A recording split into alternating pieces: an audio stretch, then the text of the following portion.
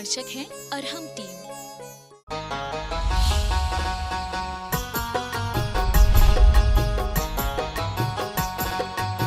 अब आपको भीतर से ये व्यवस्था बना करके रखनी है कि बाहर तो सब कुछ लॉक हो जाए कोई बात नहीं, लेकिन हमारा दिमाग जो है लॉक,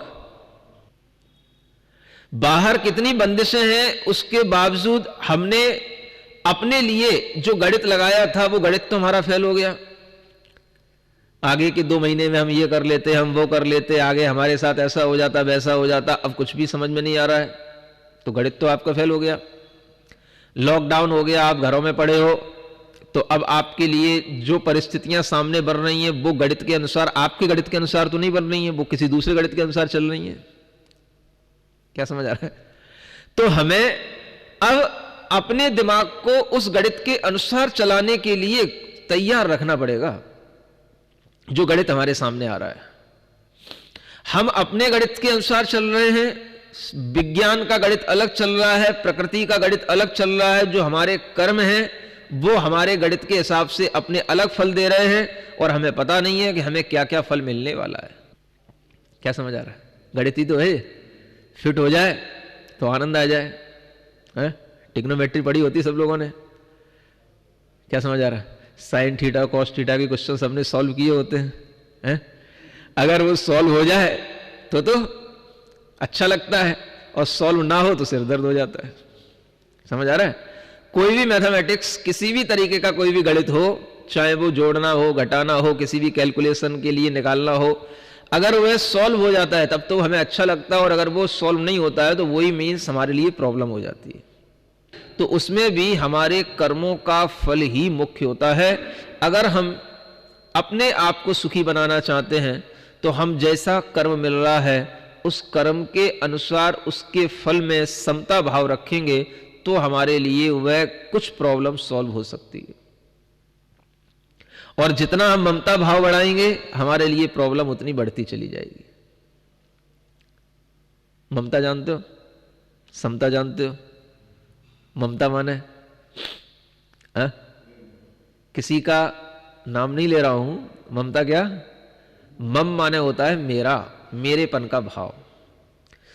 वस्तुओं से, दूसरी चीजों से जितना मेरेपन का भाव जुड़ता चला जाता है, हमारी इच्छाएं हमारे लिए दुख का कारण बनती चली जाती। और जब हम उस ममता की जगह पर समत्व की आराधना करते हैं, समभाव में आ जाते हैं, तो हमें जिस भी कर्म का कोई भी फल मिलता है तो हम उसमें समता रखेंगे, तो हमारे भीतर बाहर की परिस्थिति से एडजस्ट करने की हमारी मेंटलिटी तैयार हो जाएगी। आज की स्थिति में हमें क्या करना? बाहर जो चल रहा है उस बाहर की परिस्थिति से अपने भीतर की परिस्थिति को एक मेक करने की कोशिश करना, और उसके बीच में अगर हम डिफरेंस क्रिएट करेंगे तो वो हमारे लिए बहुत ज्यादा डिप्रेस का, एंजाइटी का कारण बन जाएगा। बाहर कुछ और चल रहा है, हम कुछ और सोच रहे हैं, और जहां बीच में इस तरीके की बात आ जाती है कि हम सोच कुछ और रहे हैं और हो कुछ और रहा है, तो यहीं पर आदमी के लिए सबसे ज्यादा तनाव पैदा हो जाता है। तनाव की और कोई परिभाषा नहीं है। तनाव माने दो चीजों के बीच में कुछ क्या हो जाना? खिंचाव आ जाना।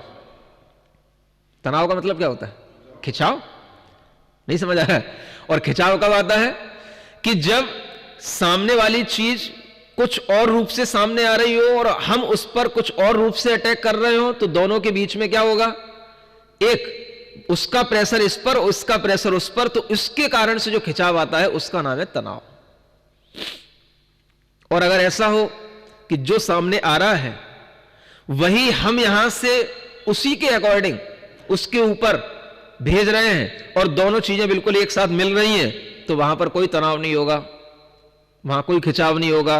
और जहां तनाव नहीं होगा वहां कोई भी प्रकार का मानसिक क्लेश नहीं होगा, दुख नहीं होगा।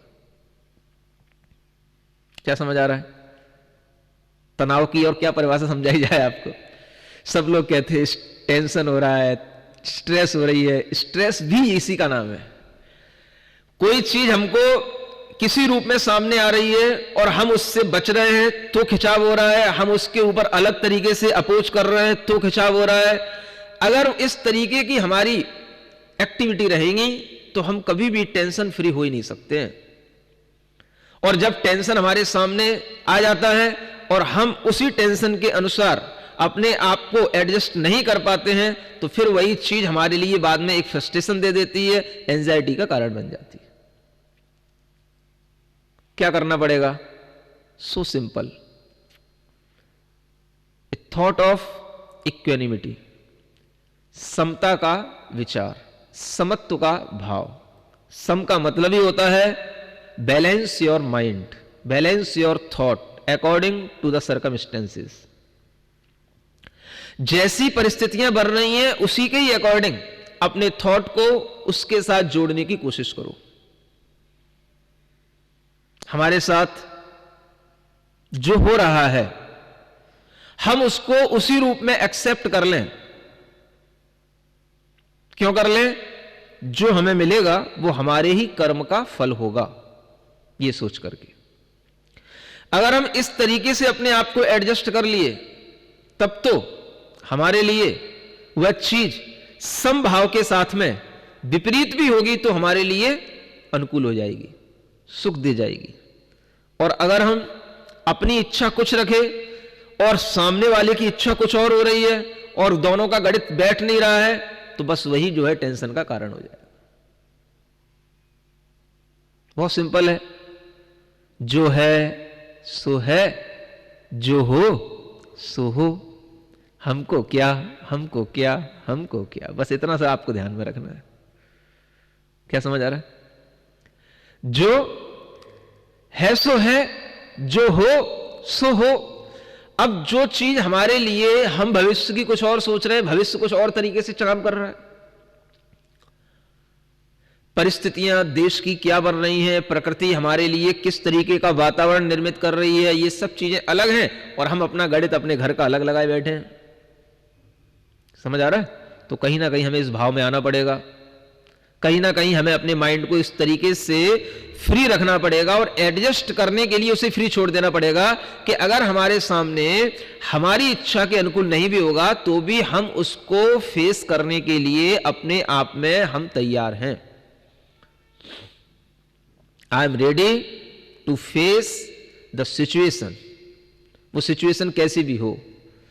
ये विचार जब हमारे अंदर रहेगा तभी हम बाहर की किसी भी आकस्मिक आई हुई परिस्थिति से, आकस्मिक आई हुई घटना से हम अपने आप को बचा पाते हैं।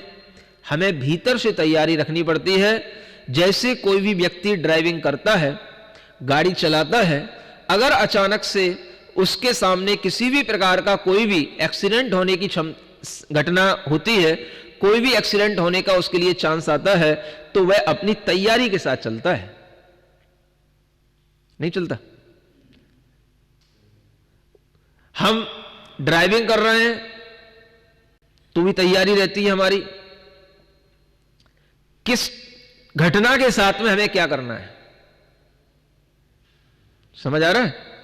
अचानक से कोई एक्सीडेंट की स्थिति बने, हम उस समय पर किस स्थिति में बैठे हैं, कहीं हमारा ही सिर सामने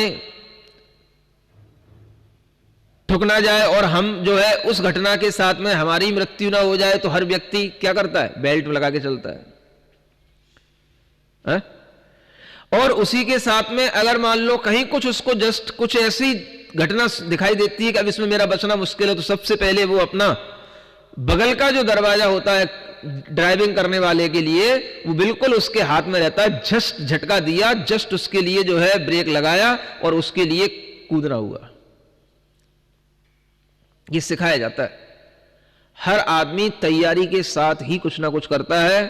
एरोप्लेन में भी चलने वाले लोग, पायलट लोग भी पैराशूट रखते हैं और उसके साथ में जो है किसी भी तरह की घटना से अपने आप को बचाने की कोशिश करते हैं। समझ आ रहा है? तो जो हमारे पास में पहले की हुई तैयारियां होती हैं, ये बहुत हमारे लिए लाभ देती हैं। जो आध्यात्मिक विचार होते हैं, जो हमें भीतर से समझने की चीजें होती हैं, यही हमारे लिए ऐसी चीजें होती हैं जिसके माध्यम से हम आगे आने वाली कुछ परिस्थितियों में अपने अनुकूल, उन परिस्थितियों के अनुसार अपने आप को चला पाए और ढाल पाए। और इसका एकमात्र उपाय क्या है? समता का भाव। समता का मतलब सामने वाला आपके लिए विपरीत हो रहा है तो आपको क्या करना पड़ेगा? समता का भाव। सामने वाला आपके लिए किसी भी तरह की प्रतिकूलताएं पैदा कर रहा है तो आपको क्या करना पड़ेगा? समता का भाव।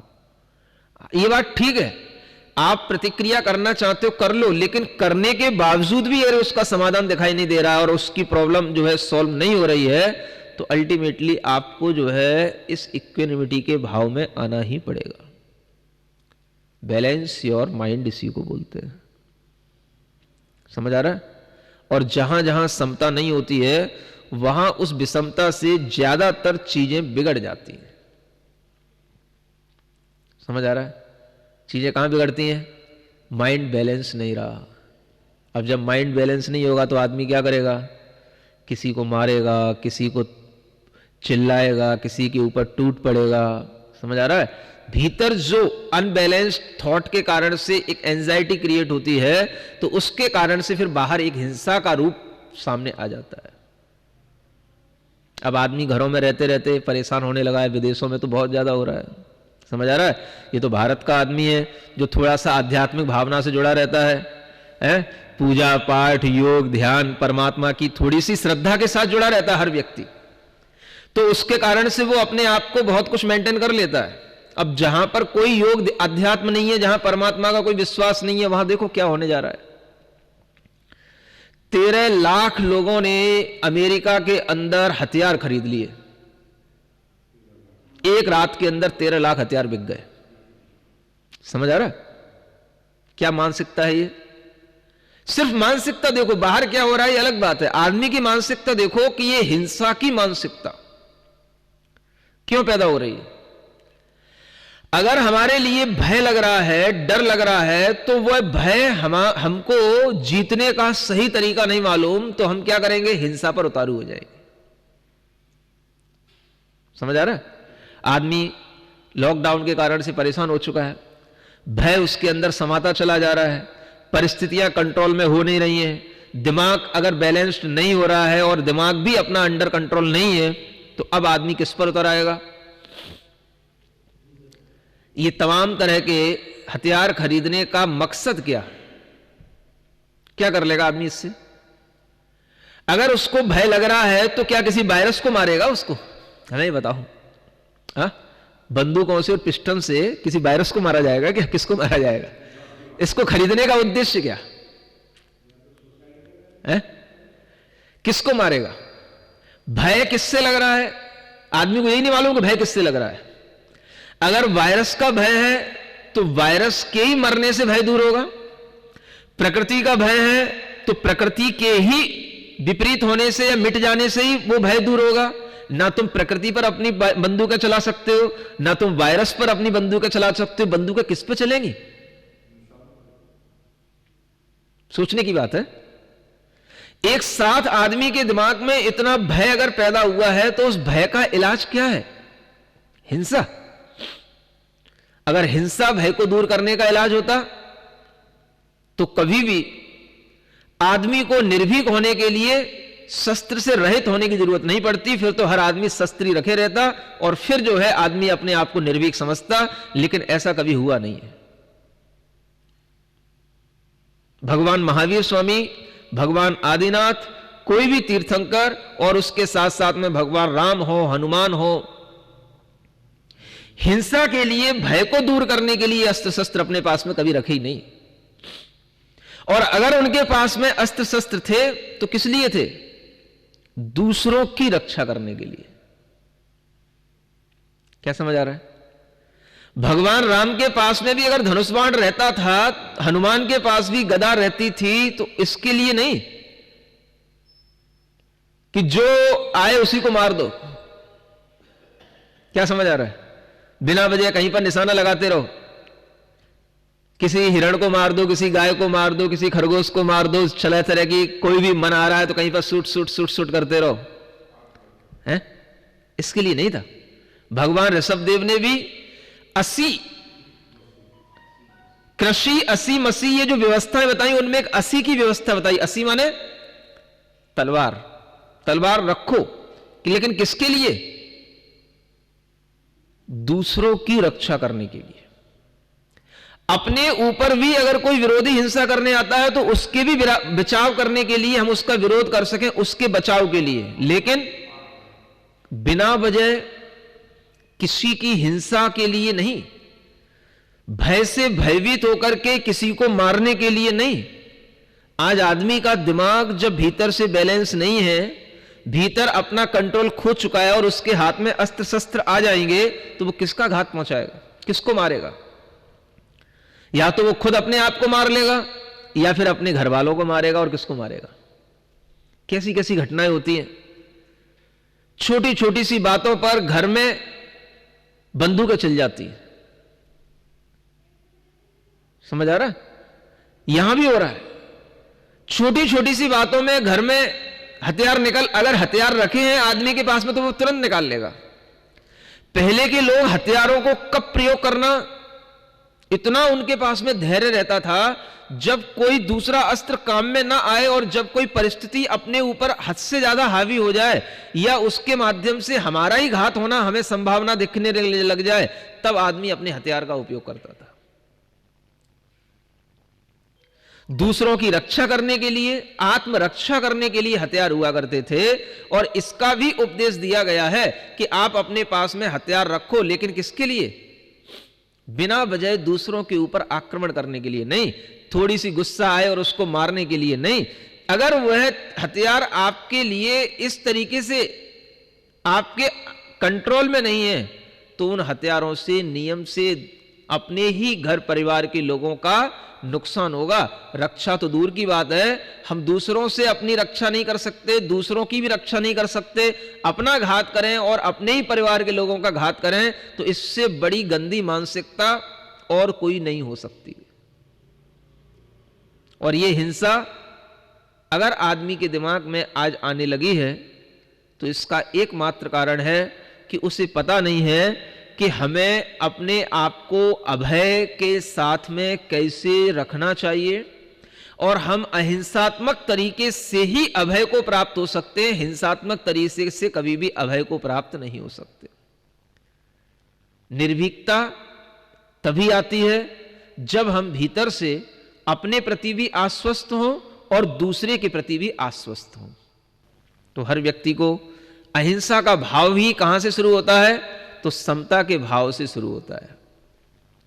हर व्यक्ति समभाव का अपने अंदर विचार करे, मैं सबके प्रति समभाव धारण करता हूं, मैं सबके प्रति अपने विचार सम रखता हूं, किसी के प्रति भी मैं अपने मन में क्रोध, उद्रेक, ईर्ष्या, तनाव किसी के प्रति भी मैं नहीं धारण करता हूं। ऐसा मन में अगर वह बार बार भावना करेगा, विचार करेगा, तो उसके इन भावना और विचारों से ही उसका मन शांत और संतुष्ट और समता में ढलने लग जाएगा। समता में मन एक साथ नहीं ढल सकता। इस समता में आने के लिए तो बहुत तपस्या करनी पड़ती है, और कहना चाहिए सब तपस्या का फल ये समता ही है। तीर्थंकरों ने कहा हर परिस्थिति में समता धारण करना, समभाव रखना। किसी भी परिस्थिति में अगर आपको तनाव महसूस हो तो उस परिस्थिति के अनुकूल अपने आप को छोड़ देना, आप समभाव में आ जाएंगे। जैसे ही हमारे सामने वह समभाव बिगड़ता है, विषमता आती है, तो हम अपने आप में महसूस करने लग जाते हैं कि हम तनाव में आ रहे हैं, हम दूसरे के बारे में गलत सोच रहे हैं, हम दूसरे से परेशान हो रहे हैं। यही हमारे लिए विषमता के लक्षण हैं। और जैसे ये सिम्टम हमको दिखाई पड़े, भीतर से हमको बिल्कुल समझ में आए, तो उसी समय पर हम अपने अंदर समत्व की भावना करने लग जाएं। हम सामने वाले के प्रति बिल्कुल शांत हैं, समरूप हैं। हमें लगता है कि हम विषम होकर के, क्रोधित होकर के परिस्थितियों को सुधार लेंगे, लेकिन परिस्थितियां उससे और ज्यादा बिगड़ जाती हैं। जितनी परिस्थितियां आदमी को समझदारी के साथ में सॉल्व करने से सुलझेंगी, उतनी परिस्थितियां आपको कभी भी क्रोध के साथ, ईर्ष्या के साथ, किसी भी प्रकार की आपके अंदर अनर्गल प्रवृत्ति के साथ में वो परिस्थितियां कभी भी सॉल्व नहीं हो सकती हैं। आपके घर के व्यक्ति भी अगर आपके लिए आदर देंगे, मानेंगे आपकी बात, तो वो तभी संभव है जब आप अपने घर के व्यक्तियों के प्रति भी थोड़ा सा शांत भाव से, समभाव से पेश आएंगे। और अगर आप उसमें भी ये समझ करके ये तो मेरा बेटा है, जब मनाए तो चांटा मार दिया, हाँ, मेरी पत्नी है, जब मनाए तब उसकी छुट्टियां पकड़ ली, क्या समझ आ रहा है? तो फिर ये स्थितियां कुछ समय के लिए तो आप चालू रख सकते हो, लेकिन बाद में इसके परिणाम बहुत भयंकर आते हैं। व्यक्ति को आत्म सुधार समभाव के साथ ही शुरू होता है। अगर आपके अंदर क्रोध बार बार भी पैदा होता है तो जितने बार पैदा हो आप उसमें समभाव का जल उसके ऊपर छिड़कते रहे। मैं समभाव धारण करता हूं, मैं सामने वाले के किसी भी व्यवहार को गलत नहीं लेता हूं, वह जैसा कर रहा है, अच्छा कर रहा है, मैं उसको स्वीकार करता हूं। यह समभाव में आने का तरीका है। आपको फिर याद आएगा उसने मेरे साथ गलत किया, कुछ गलत नहीं किया, ये मेरी कसाय है जो मैं सहन नहीं कर पा रहा हूं अपने कसाय के वेग को, अपने क्रोध के वेग को, इसलिए मैं बार बार उसके बारे में गलत सोच रहा हूं। ये मेरा क्रोध का आवेग मेरे ही परिणामों से इस तरह से शांत हो जाएगा। मैं बार बार शांति की, संभावना की भावना कर रहा हूं, मेरे अंदर किसी के प्रति भी क्रोध पैदा न हो। अभ्यास किए बिना, बार बार भावना भाए बिना कोई भी व्यक्ति अपने क्रोध को, अपनी ईर्ष्या को, अपने तनाव को रोक ही नहीं सकता है। कोई डॉक्टर आपको कोई ऐसी दवाई नहीं दे सकता कि आपका माइंड कहीं से कहीं जाकर के सेट हो जाए, या उस माइंड में उस दवाई खाने से कोई ऐसे एंजाइम्स बन जाए जो आपके अंदर कोई समता भाव ले आए। इसकी कोई मेडिसिन है ही नहीं। समझ आ रहा है?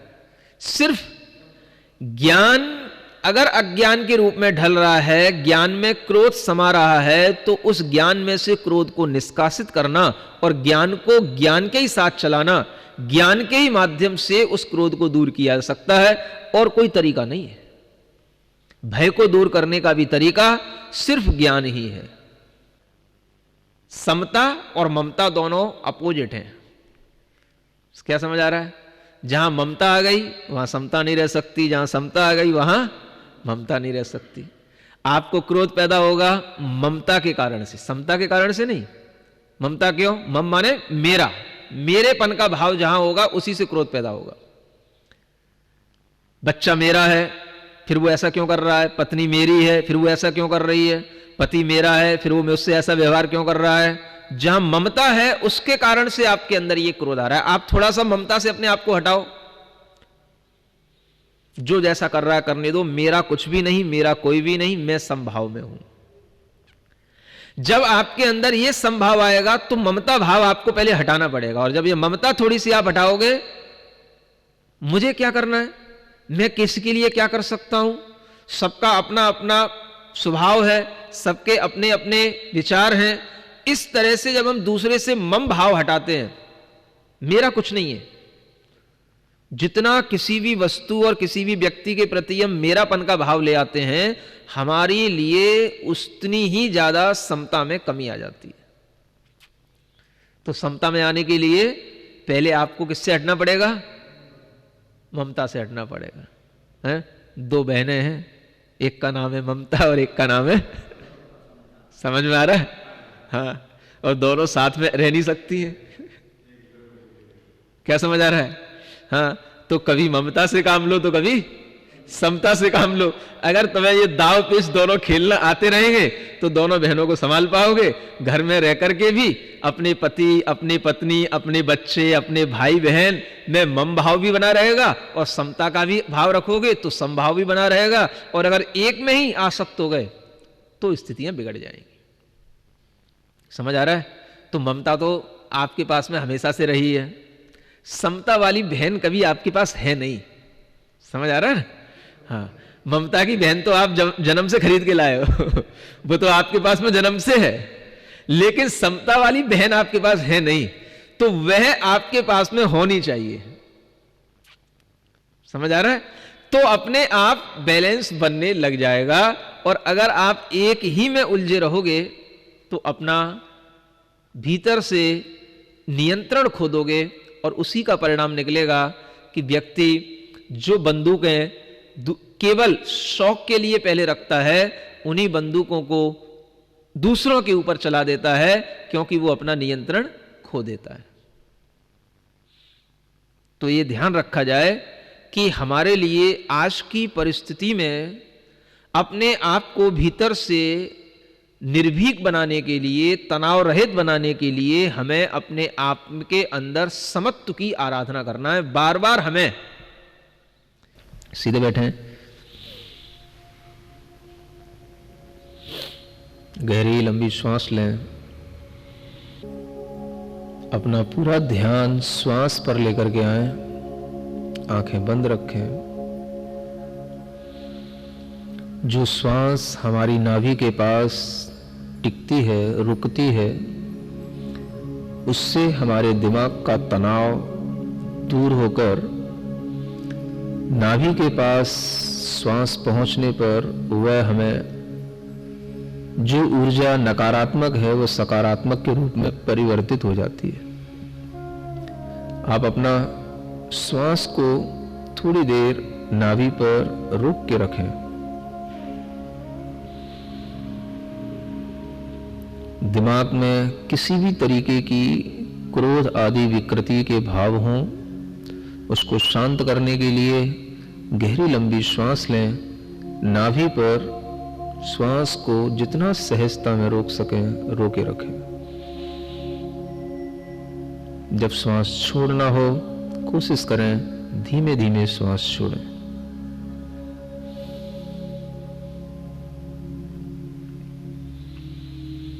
दिमाग को शांत करने के लिए इस प्रक्रिया को 9 बार कम से कम करें।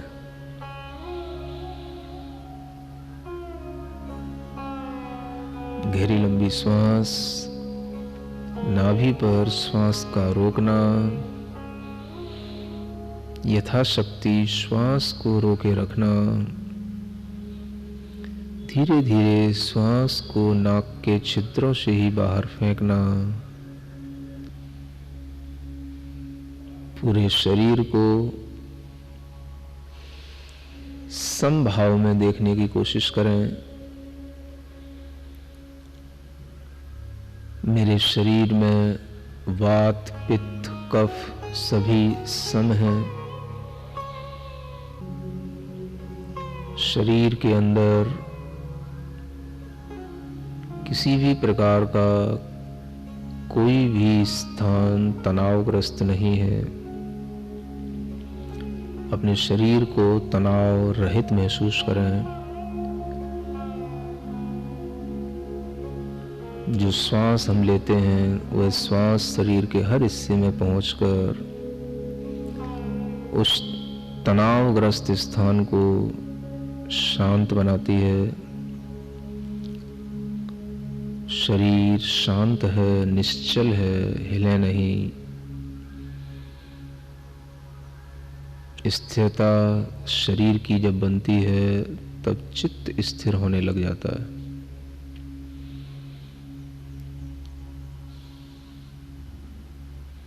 अपनी श्वास की प्रक्रिया पर ध्यान देते हुए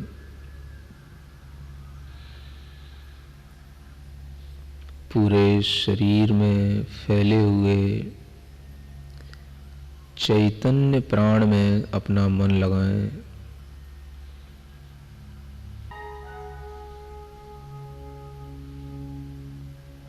बाहर का कोई भी विचार मन में न लाएं।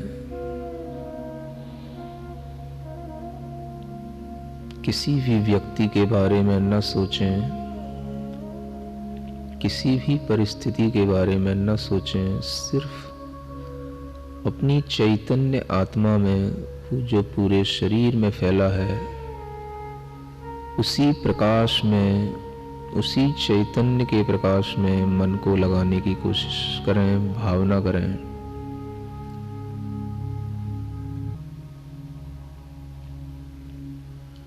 जो विचार आपके दिमाग में बाहर का आए, उसी में, उसी समय पर उसी विचार को पकड़ करके कहें, मैं इस विचार में ममता से रहित हूं। जिस व्यक्ति के बारे में आपका ध्यान बार बार जाए, उससे अपना मम भाव हटाएं। मैं इस व्यक्ति के प्रति मम भाव से रहित हूं, मेरा इससे कोई संबंध नहीं। शांत स्वभावो हम,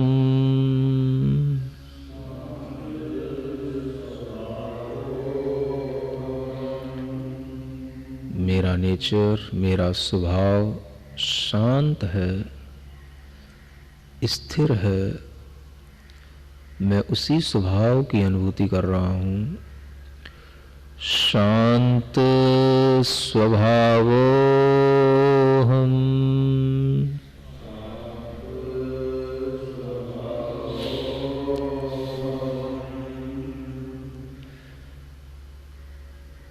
स्थिर स्वभावो हम,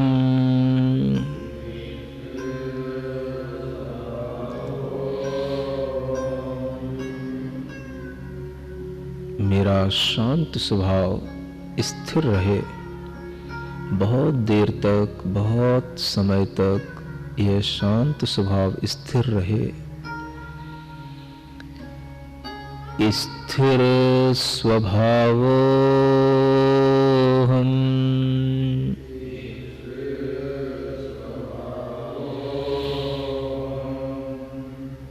जैसा अभी मैं सब व्यक्तियों के प्रति, प्रत्येक वस्तु के प्रति समभाव रख रहा हूं, ऐसा ही मेरा समता का भाव निरंतर बना रहे। समता स्वभाव हम,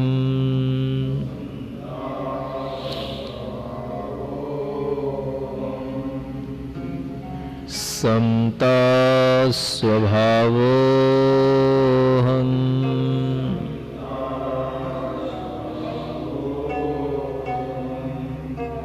समता स्वभाव हम,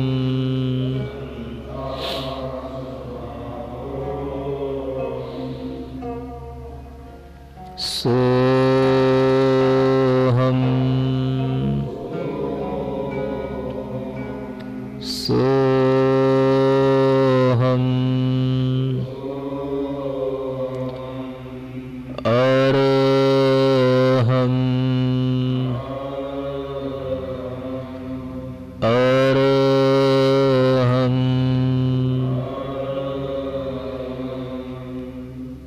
माथे पे लिखे हुए अरहम को, उसके प्रकाश को पूरे शरीर में फैलता हुआ, फैला हुआ महसूस करें। शरीर, मन, विचार, भाव प्रत्येक को हम बिल्कुल शांत देखें।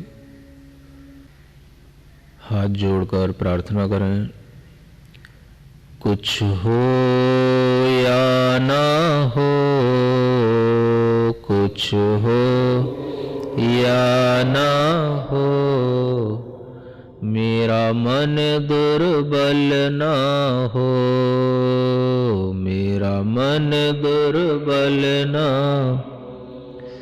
प्रेम भाव से, क्षमा भाव से, प्रेम भाव से, समतामय मेरा स्वभाव हो, समतामय। प्रेम भाव से, क्षमा भाव से, प्रेम भाव से, समतामय मेरा स्वभाव हो।